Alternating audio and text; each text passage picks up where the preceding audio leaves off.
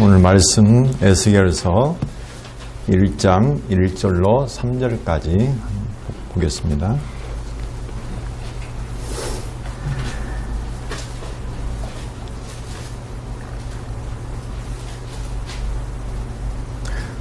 서른째 해 넷째 달 초닷새에 내가 그발 강가에 사로잡힌 자 중에 있을 때 하늘이 열리며 하나님의 모습이 내게 보이니 여호야긴 왕이 사로잡힌 지 5년 그 달 초닷새라. 갈대아 땅 그발 강가에서 여호와의 말씀이 부시의 아들 제사장 나 에스겔에게 특별히 임하고 여호와의 권능이 내 위에 있으니라. 네. 오늘 다들 피곤하실 텐데 어려운 여건 속에서도 이렇게 말씀을 사모하셔서 함께 해주시니까 감사합니다. 저희들의 처한 형편이 각각 틀리고 다들 나름대로 정말 어려움 가운데 있을 거예요. 저희들이 하는 인사말이 있죠. 가장 전통적인 인사말이 안녕하세요. 이것도 참 좋은 말입니다. 그렇죠? 과연 우리가 어떻게 인사말을 해야 될까? 사람을 만나면 안녕하세요도 뭐 훌륭하죠. 잘 지내셨어요? 많이 하죠. 네. 어떤 분은 이렇게 한다고 그래요. 평안하시죠. 이렇게.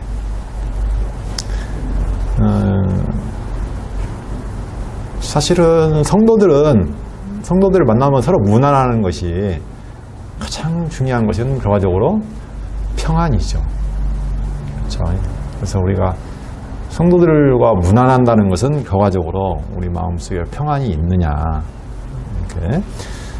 평안을 묻는 게 굉장히 중요합니다. 그래서 하루를 살다 보면 뭐 평안이 하루에도 수십 번씩 깨어지는 경우도 많죠. 그래서 평안이라는 것은 일이 잘 돼가지고 근심이 없고 일이 형통해서 오면 물론 좀 평안하겠죠. 하지만 세상을 살다 보면 그럴 수만은 없고 저는 그렇습니다. 은혜 안에 있느냐 없느냐 이게 진정한 평안을 가늠하는 척도다 생각합니다. 그러니까 내가 은혜 안에 있느냐 그렇지 않느냐. 그리고 저희 성도들의 삶이 교회의 삶이라는 것은 저희가 이제 에베소서에서 봤지만 결과적으로는 하나님의 은혜를 깨닫는 삶이거든요. 그래서 하나님의 은혜 안에 있으면 당연히 평안하죠. 근데 은혜 안에 있지 않으면 평안을 잃어버려요. 저희가. 그래서 오늘 3일 밤 저희들이 모인 것도 하나님 말씀을 통해서 그 하나님의 은혜를 깨닫고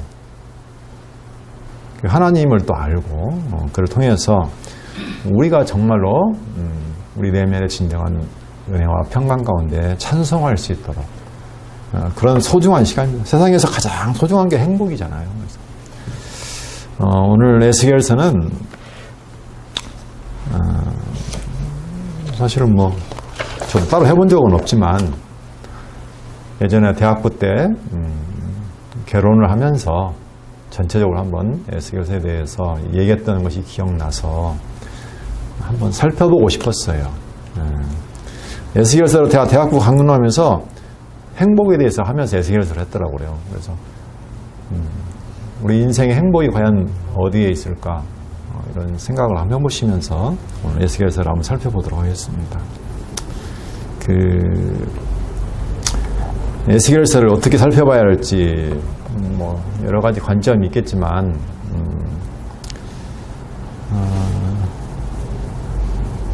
에스겔서는 저희가 보통 주제를 에스겔서는 이렇게 봅니다. 그래서 흩으시고 모으시는 하나님, 이렇게 이제 주제를 제가 정하죠. 선지서이기 때문에 대부분이 하나님의 진노, 그 다음에 하나님께서 회복하시는 내용으로 되어 있습니다. 에스겔서도 똑같습니다. 똑같은데 일단 성경신학적인 구조를 자세히 살펴보면 좀 시간이 좀 걸리니까요. 일단 그것은 머릿속에 간직하시는 것으로 생각하고 에스겔서의 어떤 배경에 대해서 잠깐 제가 살펴볼 필요가 있습니다. 어느 시기에 어떤 역사적 상황에서 이게 쓰여졌는가 이걸 이해하는 것도 일단 본문을 이해하는 데 저희가 굉장히 중요하죠. 그래서 에스겔서는요 이스라엘 나라의 역사 가운데 내가 이제 제일 이스라엘 역사하면 보통 이제 아브라함을 조상으로 삼죠. 그렇죠? 하나님께서 아브라함에게 이스라엘 열지의 조상인 아브라함에게 언약을 세워 주십니다. 그렇죠? 아브라함에게 언약을 세워 주셨는데 이 언약의 성격은 결과적으로 이제 하나님께서 주신 복이죠. 그래서 그 언약의 내용은 우리가 뭐 3대 언약 이렇게 하는데 성경에 3대 언약이라고 정해진 바는 아니기 때문에 성경 내용을 그대로 보면 자손을 아주 생육번창에 해서 큰 민족을 이루어주고 그 다음에 가나안 땅을 너희 기업으로 주고 그 다음에 내가 택한 유다 지파 왕을 통해서 내가 그 나라를 강하게 나라를 세워주겠다. 근데 뭐 그 당시에 이방 민족도 사실은 자손이 번창하고 나름대로 땅을 차지하고 살았고 왕을 주어서 살았습니다. 그렇기 때문에 이방 나라와 어떤 다른 점이 분명히 있거든요. 그래서 여기는 다른 점이 있어요. 결과적으로 이거 뭐냐면 하나님 나라를 세워주겠다는 것이죠. 그렇죠? 그러니까 하나님이 왕이 되는 나라, 하나님이 다스리는 나라를 내가 세워주겠다. 다시 말하면 이걸 뒤집어 말하면 내가 너희를 내 백성 삼아주겠다. 이게 같이 뭐 하는 거죠. 그래서 나 여호와 하나님만을 의지하고 경외하고 섬기고 찬양하는 나라를 세워주겠다. 그리고 너희는 나를 믿고 섬기고 나를 찬양하는 백성으로 삼아주겠다. 나는 너희 하나님이 되고 너희는 내 백성이 되라. 이게 핵심입니다. 사실은. 나머지는 하나의 그걸 갖추는 조건이라고 보시면 돼요. 언약은. 그래서 실제적으로 하나님께서 이 나라를 이렇게 세워주셨는데 물론 이제 중간에 모세를 통해서 가나안 땅에 가기 전에 약속의 땅에 가기 전에 거기에서 모세를 통해서 또한 언약을 해주셨죠. 그래서 하나님께서 이제 율법을 주시고 나를 잊지 말고 잘 섬기고 너희 하나님 나를 잊지 말고 기억하고 잘 섬겨라. 그러면 너희가 복을 얻어서 그 땅에서 장구하게 살 수 있다. 그렇지만 나를 떠나게 되면 내가 너희를 가만두지 않겠다. 이게 이제 보통 저희가 말하는 행위 언약이죠. 그렇죠? 너희의 행위에 대한 어떤 그런 언약을 주세요. 나를 잊지 말아라. 그러면서 주신 것이 시내산에 주신 그런 그 율법을 주셨습니다.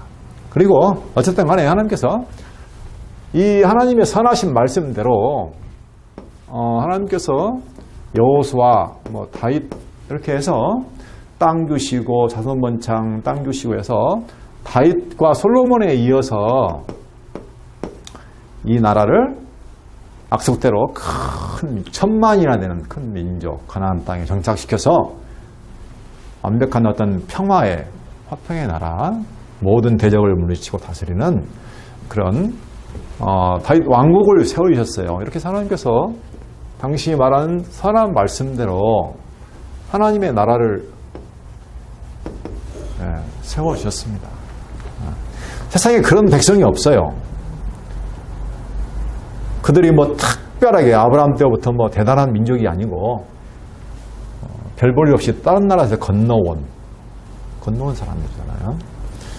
아주 볼품없는 그런 이스라엘 백성이었는데 하나님께서 그들을 아주 좋은 옷 입히고 맛있는 거 주시고 해가지고 아주 아름답게 영광스럽게 만들어 주셨어요. 이게 바로 이스라엘 어떤 전반기 역사라고 보시면 됩니다. 그렇죠? 근데 이제 제가 훑어보는 역사는 이제 후반기 역사인데, 이거 솔로몬 이후로 이 백성들이 하나님을 잘 잊지 않고 섬기면 그 나라가 계속 강성하고 다윗 왕국도 계속 이렇게 강건했을 거예요. 그런데 그런 은혜를 받았는데요. 결과적으로 그들이 그 하나님을 잊어버린 거죠. 하나님을 싫어해요. 듣기를 싫어하고 하나님을 떠나요. 그리고 결과적으로 욕심이 꽉 차가지고 우상을 쫓아가는 거예요. 우상이라는 것은 바알과 아세로 전부 다 풍요와 번성 이런 거잖아요. 그렇죠? 다산. 그래서 결과적으로 더 풍요로운 삶, 더 번성한 삶을 찾아서 욕심을 쫓는 거예요. 그래서 자기를 위해서 우상을 만들고 하나님을 떠나서 음행하는 겁니다.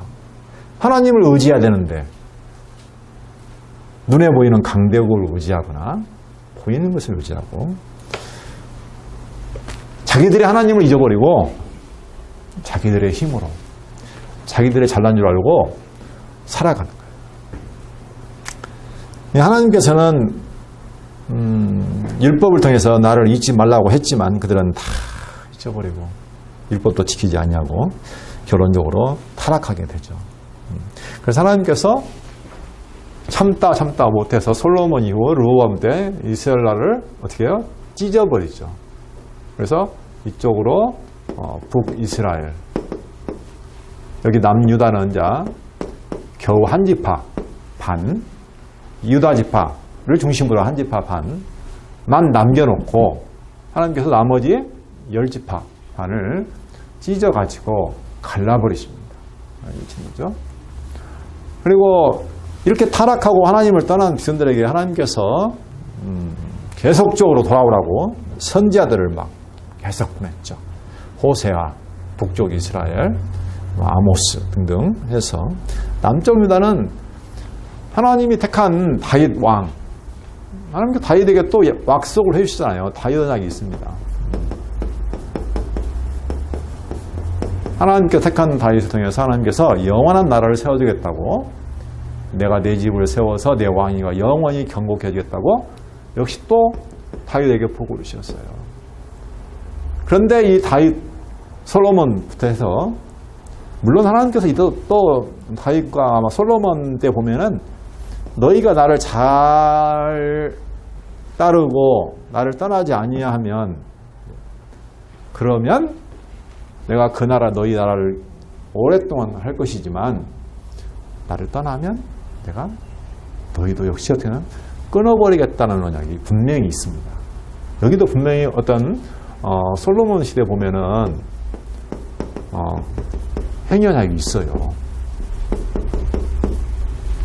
똑같습니다. 그래서 다윗 왕국이 한참 지탱되다가 결론적으로 북쪽 이스라엘은 721년에 아수르에 의해서 결론적으로 패망하고 사방으로 다 흩어져 버립니다.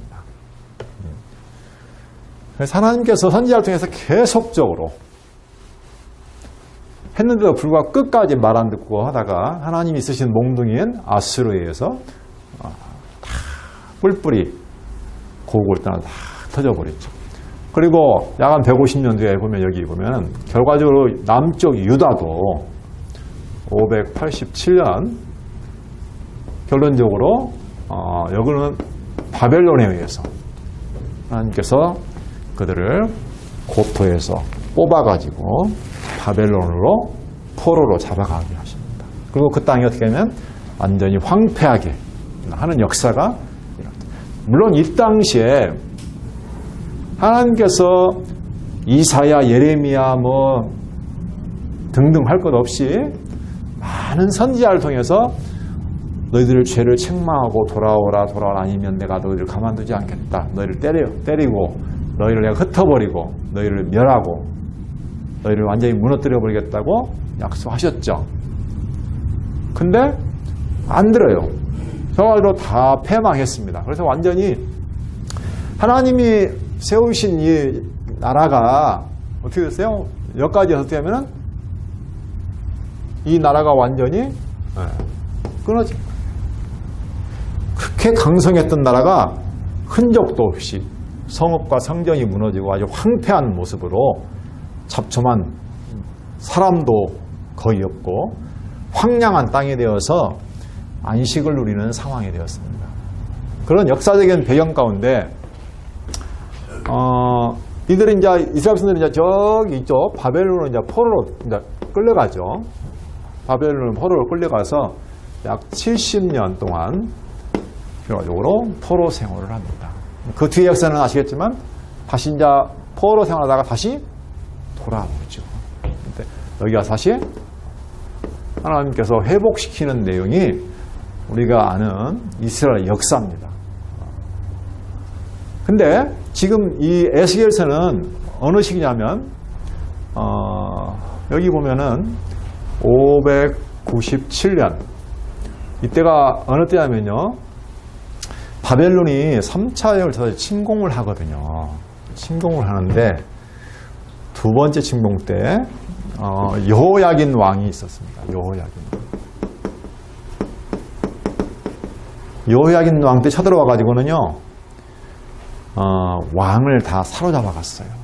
그뿐만이 아니라 쓸만한 사람들, 그 당시에 힘있고 좀 쓸만하고 나라를 지탱할 만한 기둥들을 1만 명을 다 포로로 잡아갔습니다.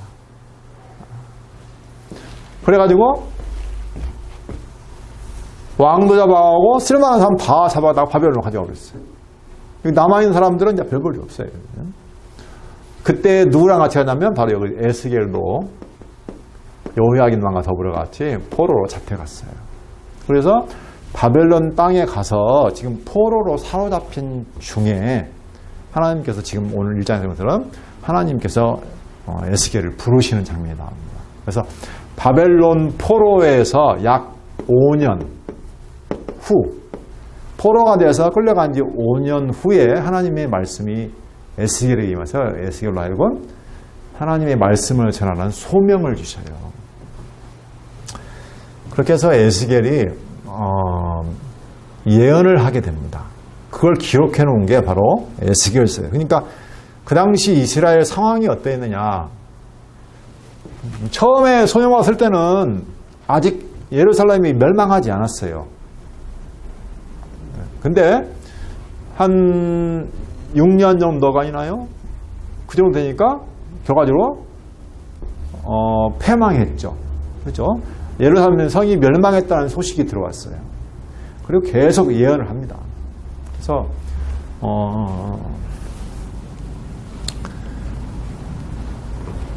포로된 지 25년, 포로가 된 지 25년이고 예루살렘 성이 멸망한 지 14년 후까지 계속적으로 에스겔이 선지자로서 하나님의 뜻을 전파합니다.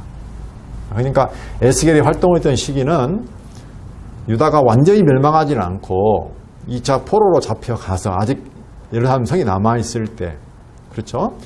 그때 너희가 멸망한다 라는 사실을 예언하고 또 거기 있다 보니까 이제 멸망했다는 소식이 들어오잖아요.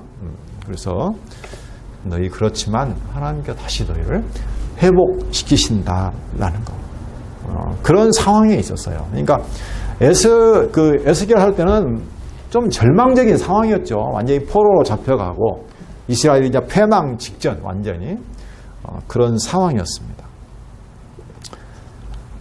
그때 하나님께서 에스겔을 통해서 하나님의 뜻을 전하는 거예요. 선지서는 전부 다 예언서이기 때문에 하나님이 하시는 일에 대해서 그 하나님이 생각하시는 뜻을 미리 예언해주고 알려주시는 거죠. 역사가 이루어지기 전에 미리 앞으로 이런 일이 있을 거야 라는 사실을 백성들로 하여금 깨우치고 또 그들의 죄에서 돌아오도록 책망도 하고 깨우쳐주기도 하죠. 그러니까 책망도 할 뿐만 아니라 그들을 예언하기도 하는 그런 선지자였던 직무를 수행합니다. 그래서 에스겔서 내용은요, 내용 구조를 좀 잠깐 보려고요. 물기가 좀 없긴 한데.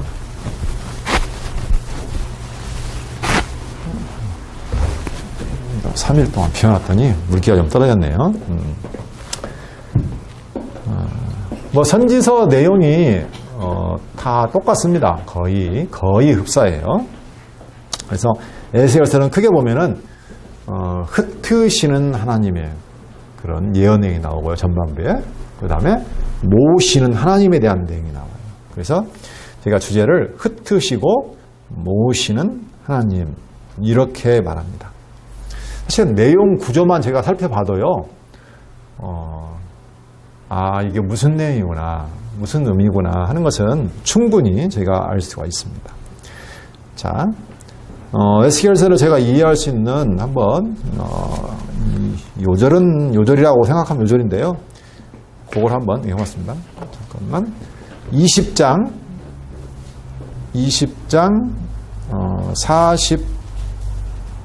42절부터 4절까지 한번 읽어보려고 합니다.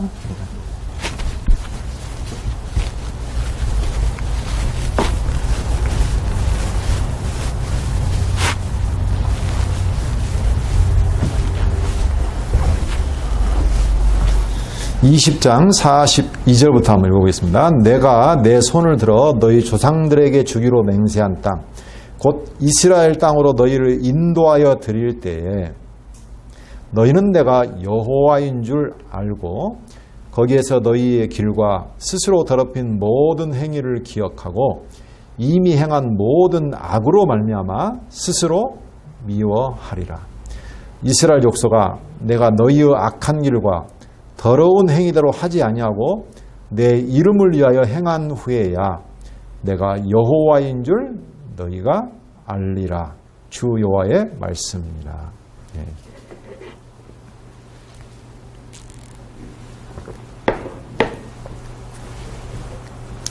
여기서 보면은 내가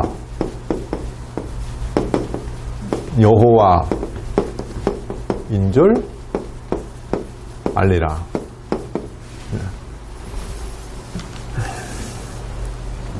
하나님께서 다시 이스라엘 땅으로 인도하여 드릴 때에 너희가 내가 여호와인 줄 알고 내가 너희의 더러운 행위대로 하지 아니하고 내 이름을 위하여 행한 후에야 내가 여호와인 줄 너희가 알리라. 다 하나님이 행하시는 거거든요. 그렇죠? 하나님이 행하시는 일을 이렇게 한 후에야 내가 여호와인 줄 너희가 알리라. 또 한 가지 아는 게 있죠? 이스라엘 백성은 자기의 모든 행위를 기억하고 그 자기의 모든 악을 통해서 자기 스스로를 미워하는 거죠. 그러니까 하나님의 역사는 모든 행사는요 여기에 초점이 맞춰져 있어요. 그렇죠? 또 한 가지 말하면 이스라엘이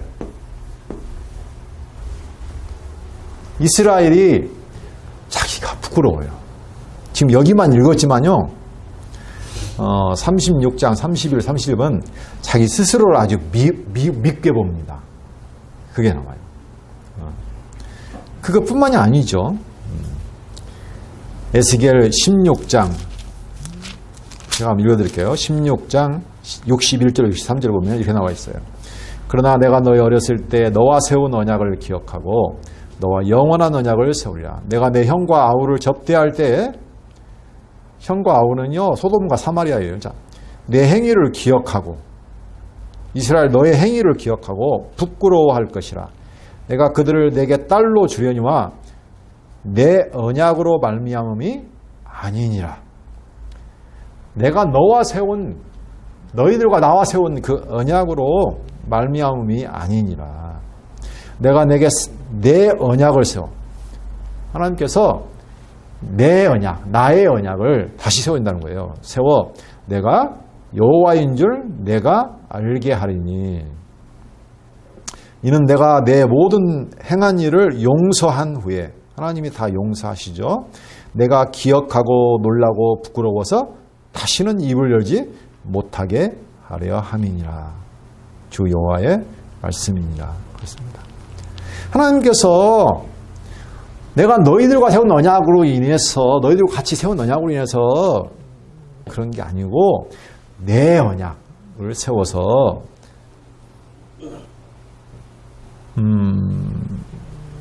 너희들을 용서한다는 거죠.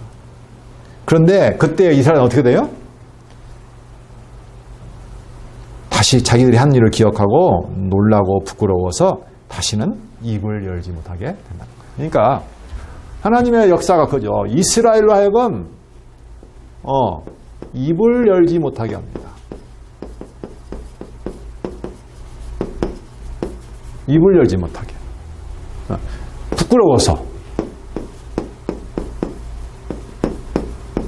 부끄럽고 자기 스스로가 미워요. 스스로 미워. 내 자신이 미워요.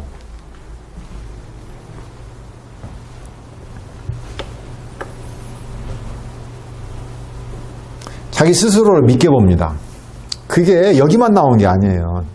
제가 읽었지만 그 외에도 많은 부분에 그런 내용이 나옵니다. 그러면 하나님은 이 역사를 통해서 하나님께서는 그 이름, 내가 너희들의 하나님 여호와인 줄 내가 알게 하는 것이고, 또 한 가지는 그 택한 백성 이스라엘은 입을 열지 못하게, 부끄러워서 고개를 들지 못하게, 자기 스스로가 미워서 어쩔 줄을 모르게 그렇게 하시는 것이 하나님의 역사의 어떤 섭리의 목적이라는 겁니다. 결과적으로는 뭡니까? 그러니까 아는 거죠. 그렇죠? 역사라는 것은 알기 위해서 필요한 거거든요. 그 여호와를 아는 사람, 알기 위해서 이런 엄청난 역사가 필요한 거죠. 그래서 하나님께서 아까 말했지만 아브라함에게 언약하시고 다윗에게 언약하시고 이것도 여호와를 알기 위해서 모세에게 언약을 세우시고 또 솔로몬에게 또 언약을 세우시고 너희가 나를 떠나면 너희들 혼난다. 이렇게 하는 것이 결과적으로는 모세나 솔로몬과 세운 그런 언약들은 그들의 행위를 통해서 언약을 세우죠. 그래서 자기들의 모습을 발견케 하는 것이고 하나님이 은혜로 세우신 아브라함과 다윗 이러한 언약들은 하나님이 그럼에도 불구하고 나는 너희 하나님이라는 것을 알려주기 위해서. 그래서 하나님께서는 그럼에도 불구하고, 이게 중요하죠. 그럼에도 불구하고.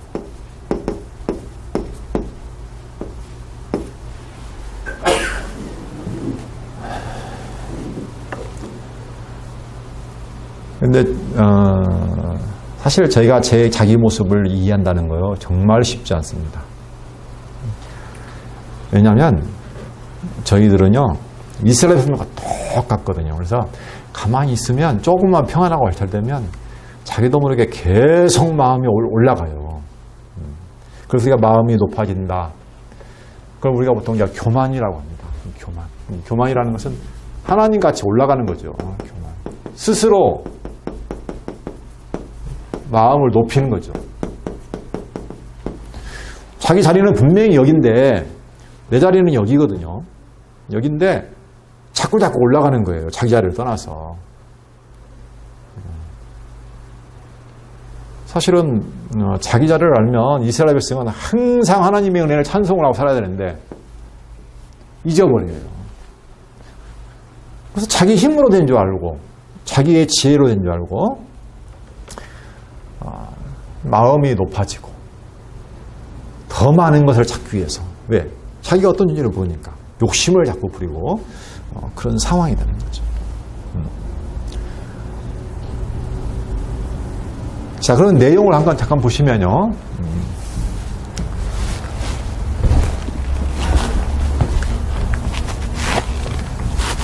이걸 깨닫게 하시기 위해서 하나님께서 이제 에스겔을 통해서 어떤 구조로 말씀을 하시냐면요.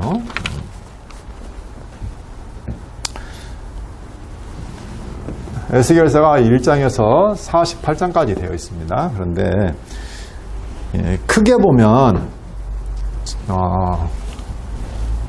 여기는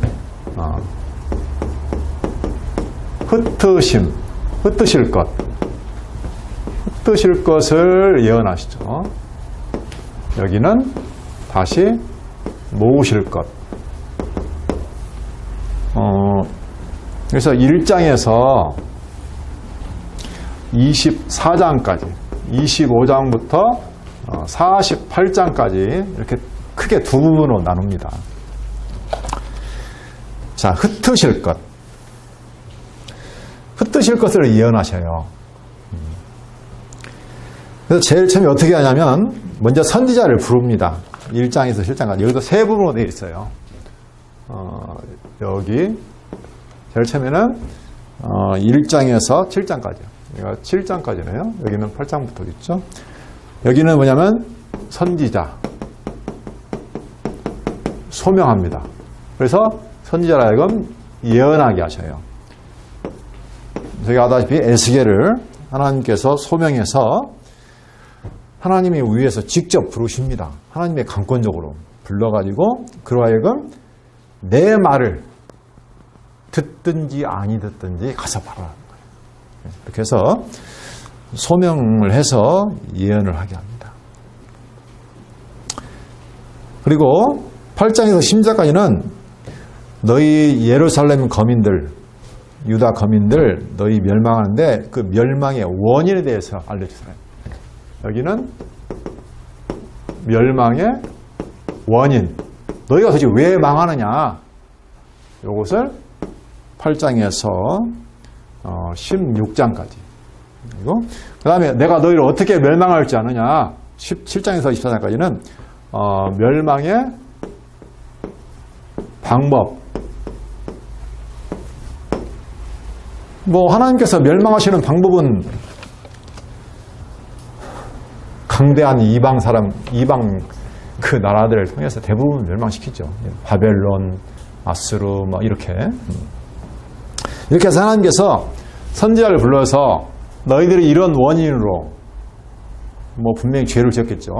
너희들의 이런 원인으로 말미암아 내가 이렇게 너희들을 내가 때리실 것이다. 흩으실 것이다. 사방으로 흩어버릴 것이다. 라는 것을 예언하십니다.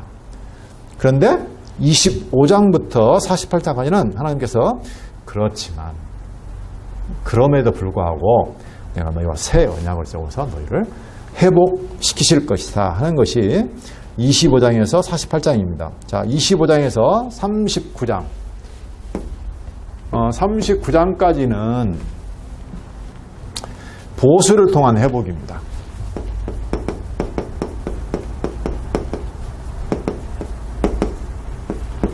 자, 원수를 갚아주세요. 이들을 때리라고 섰던 몽둥이들 있죠. 또 그들 또 교만해요. 하나님이 쓰시면 하나님이 나를 강하게 해서 튼튼해서 하나님이 때리시면 자기 자리를 지키고 몽둥이는 몽둥이대로 있어야 되는데 아니에요. 아주 자기가 한 줄 알고 교만합니다. 그래서 하나님께서 그 교만한 몽둥이들 역시 또 어떻게 해요? 이스라엘을 괴롭혔던 그 원수들을 다 진멸시키시죠. 이 보수를 통해서 다시 이스라엘 예루살렘을 회복할 것을 예언하세요.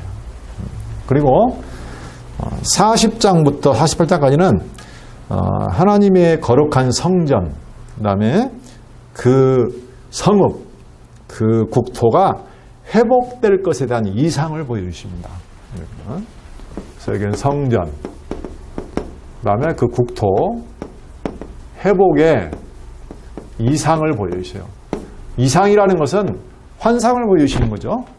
그래서 너희가 다 망해버렸고 무너졌고 흩어져 버렸던 그 나라가 성읍이 다시 회복되고 성전이 다시 이렇게 지어지는 모습을 이상으로 보여주십니다. 이렇게 해서 하나님께서 너희를 괴롭게 했던 대적들을 진멸하고 다시 너희를 회복 모아주실 것이다 라고 예언하세요.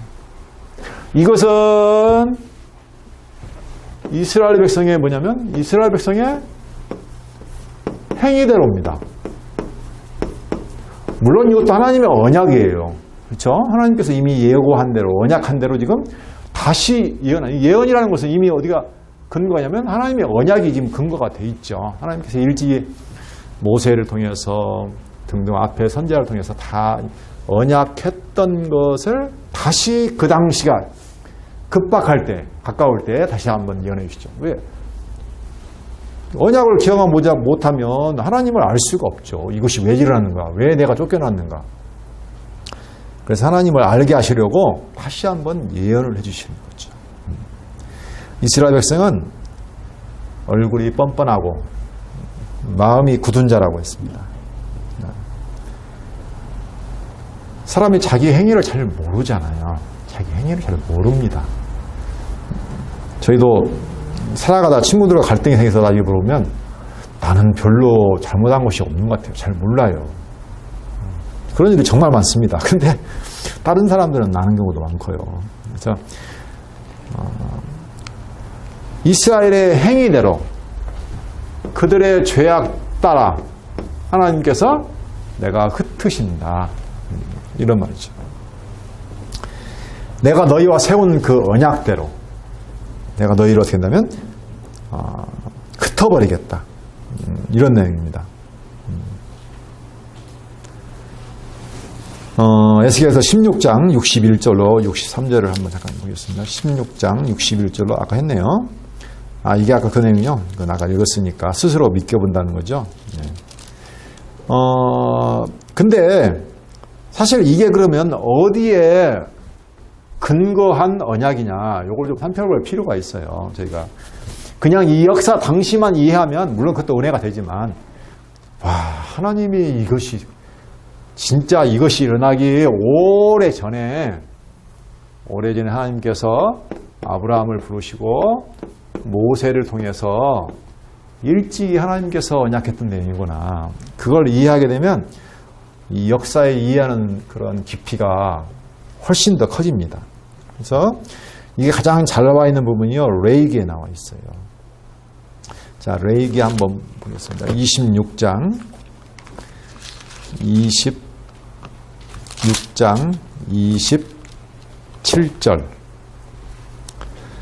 26장 27절로 33절인데요. 이게 바로 시내산에서 하나님께서 모세와 세운 언약의 내용입니다. 시내산에서. 시내산 언약의 내용이에요.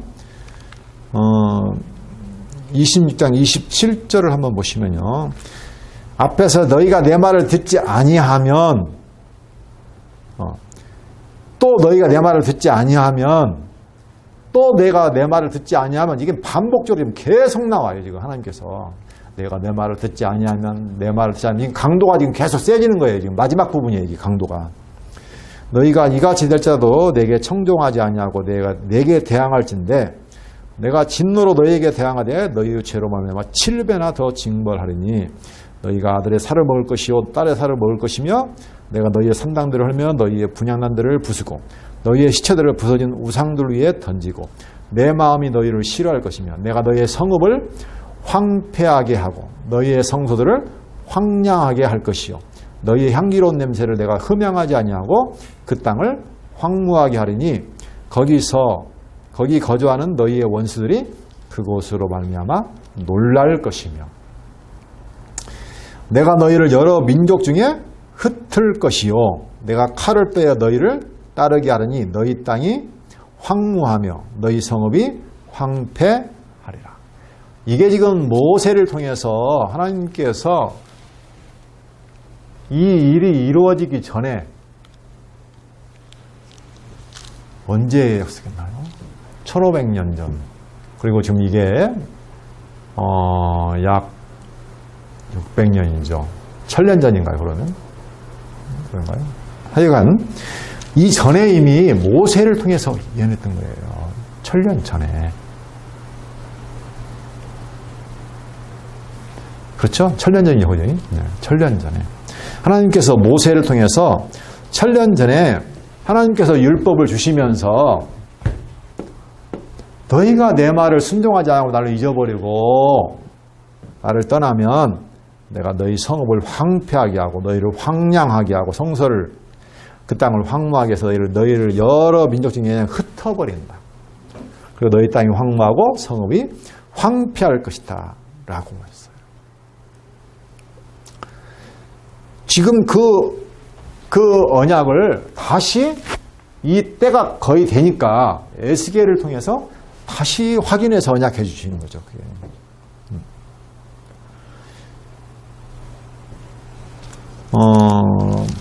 그뿐만이 아니죠. 물론 신명기 28장 36 거기다 한번 살펴볼까요? 신명기는 모압 땅 언약이거든요. 조금 이제 장소가 바뀌었어요. 신명기 가면 다시 언약을 해주시죠. 신명기 28장 36절 보면요.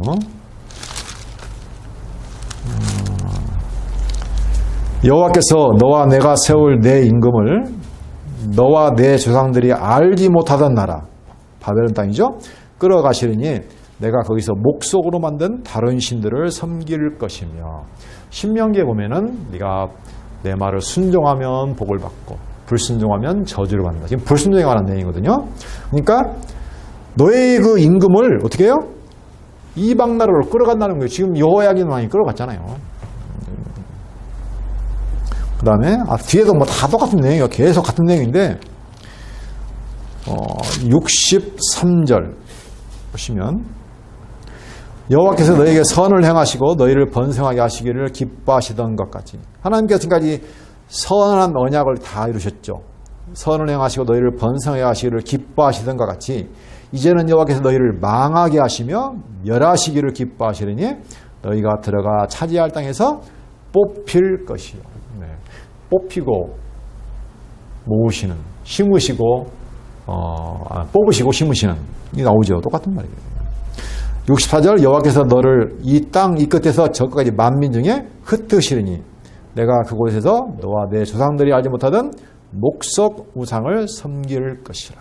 그래서 평안을 못 누려요. 이게 지금 신명기 모압 땅 언약입니다. 그뿐만이 아니죠. 29장 28절에 보면 신명기 29장 28절에 여호와께서 또 진노와 격분과 크게 통한하심으로 그들을 이 땅에서 뽑아내사 다른 나라에 내던지심이 오늘과 같다 너희가 말할 것이다. 앞으로 이게 모세를 통해서 주신 언약이에요. 이것만 있느냐? 아닙니다. 이미 여호수아도 여호수아 23장 15, 16절에 보면 이렇게 말했습니다. 여호수아 때는 사실은 하나님께서 여호수아 때는요.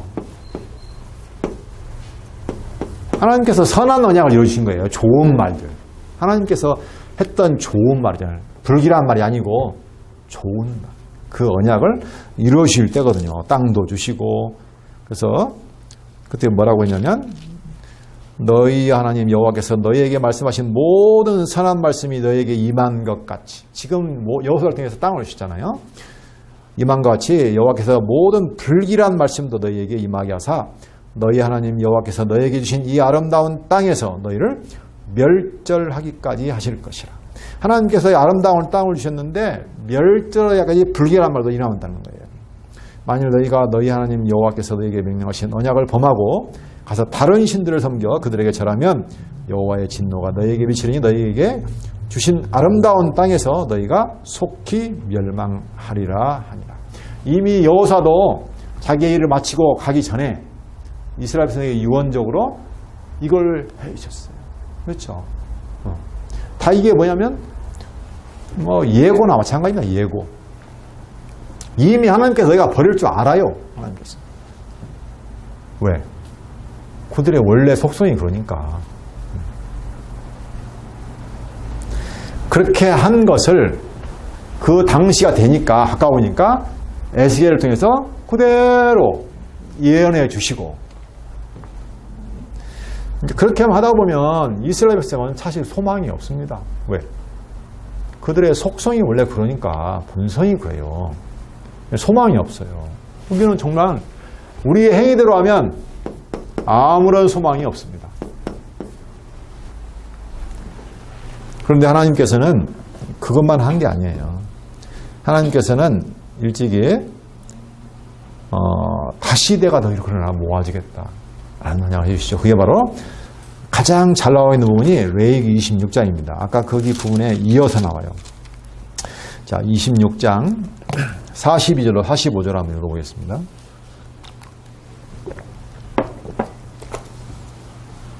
그들이 이렇게 끌려가고 이제 지금 다 세잔해진 상태입니다. 그때 하시는 말씀이에요.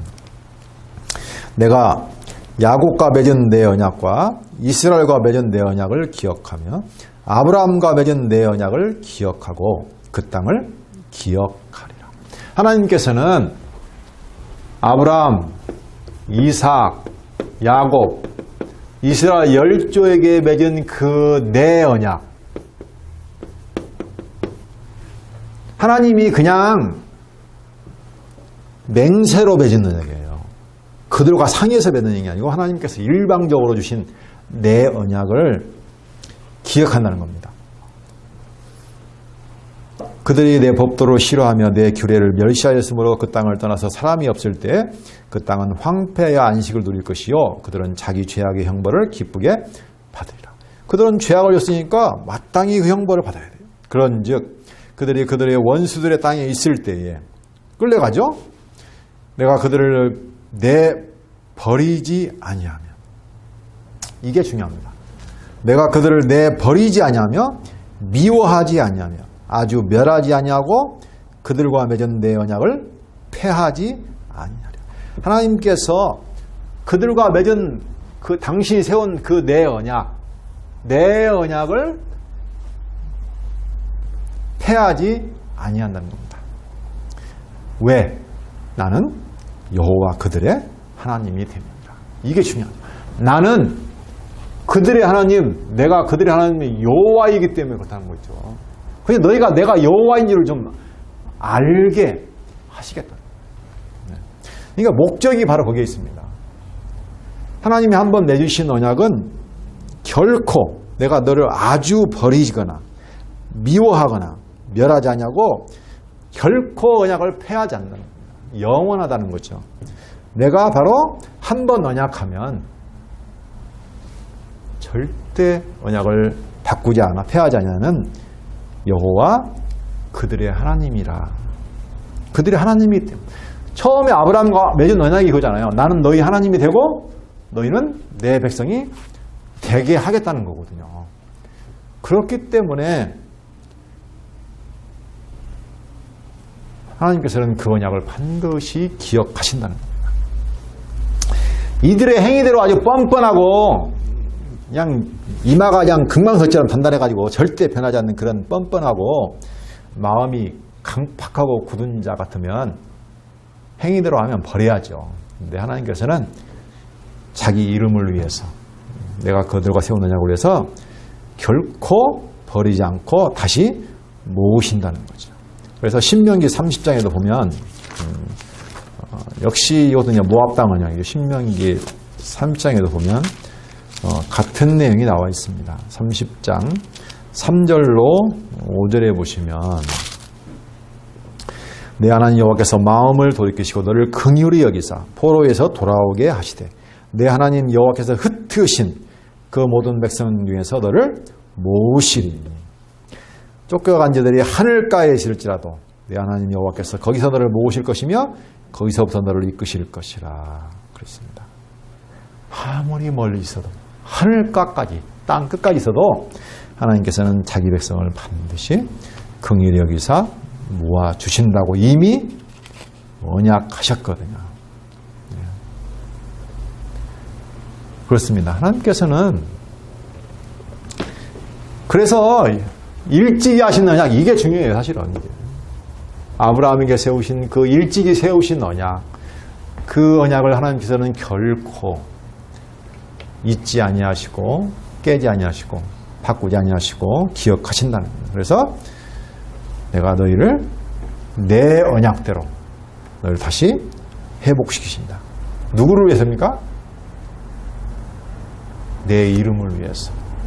내 이름이 여호와니까 내 이름을 위해서. 내가 너희를 위해서 하는 게 아니라고 하나님 말씀하세요. 내가 나를 위해서, 나의 이름을 위해서. 하나님이 우리를 위해서 이러시는 거 아니죠. 하나님은 하나님의 이름을 위해서, 자기를 위해서요. 여호와께서 내가 열심을 낸다고 하죠. 하나님께서 내 열심이에요. 하나님의 열심이에요. 하나님이 자기 이름을 위한 열심, 그 약속을 위한 열심을 위해서 하나님께서 행하신다는 겁니다. 하나님 만약에 나를 위해서 행하신다면 참 불안해요. 하나님께서는 자기 이름을 위해서.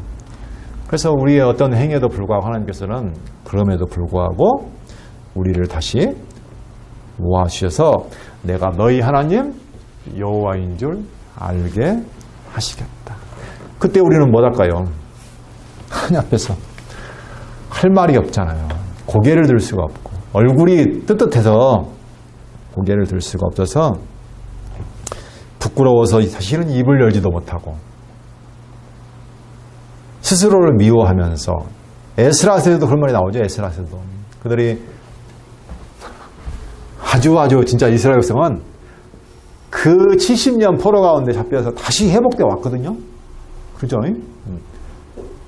스룹바벨, 에스겔 통해서 다시 왔어요. 근데도 돌아와서도 세상에 또 이방 여인을 취해 살고 있는 거예요.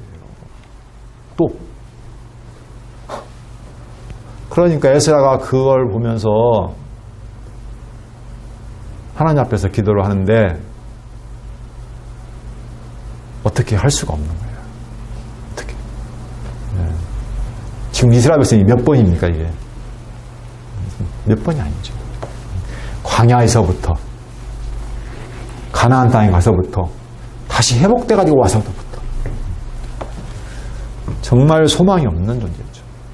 그게 바로 우리들의 모습이나 뭐 다를 바가 없다고 할 겁니다. 그래서 우리의 행복은 결론적으로 어디에 있을까요? 여호와를 아는 거죠. 아, 하나님이 이런 분이시구나. 그래서 내가 소망이 있구나. 내 모습이 이러할지인데 불구하고 사실 좀 본문으로 들어가고 싶었는데 본문으로 들어갈 여유가 없네요. 결국 저희들은 정말 행복한 사람입니다. 그래서 신명기 33장 29절에 보면 이스라엘이여 너는 행복한 사람이로다. 너와 같은 백성이 도대체 어디 있느냐? 여호와의 구원을 너같이 얻은 백성이 과연 어디 있느냐? 이렇게 모세가 말하죠. 우리는 이미 충분히 행복합니다. 우리의 상황이 어찌하든 간에 우리가 어떤 현실 가운데 있든지 간에 우리에게 받은 신령한 복이 이게 지금 계시로 육신적으로 우리가 살지만 하나님께서 영원한 신령한 복이 우리에게 영원토록 변함없이 확실히 있다는 그런 소망과 비전과 약속을 가지고 있기 때문에 이 땅에서 하나님은 그 은혜를 절절하게 알아가고 그 소망을 간직하고 내가 비록 절망 가운데 있을지라도 어둡고 아주 깜깜한 곳을 갈지라도 고난 가운데 있을지라도 그러니까 하나님의 은혜를 더욱더 깊이 깨달을 수 있고 소망을 가지고 살 수 있는 정말 행복한 사람입니다. 자, 기도하고 마치도록 하겠습니다. 살아계신 여호와 하나님 아버지 감사합니다. 저희가 무엇이 간데 저희가 과연 무엇이 간데 저희를 사랑하시고 저희에게 언약하시고 그 영원한 복을 허락하여 주시고 저희를 사랑하셨는지 저희는 참으로 감당할 수 없습니다. 이 세상 살아가는 날 동안 그 모습, 그 하나님 저희로 하여금 깨닫게 하여 주시고 그 영원한 하나님의 은혜의 영광을 찬송하는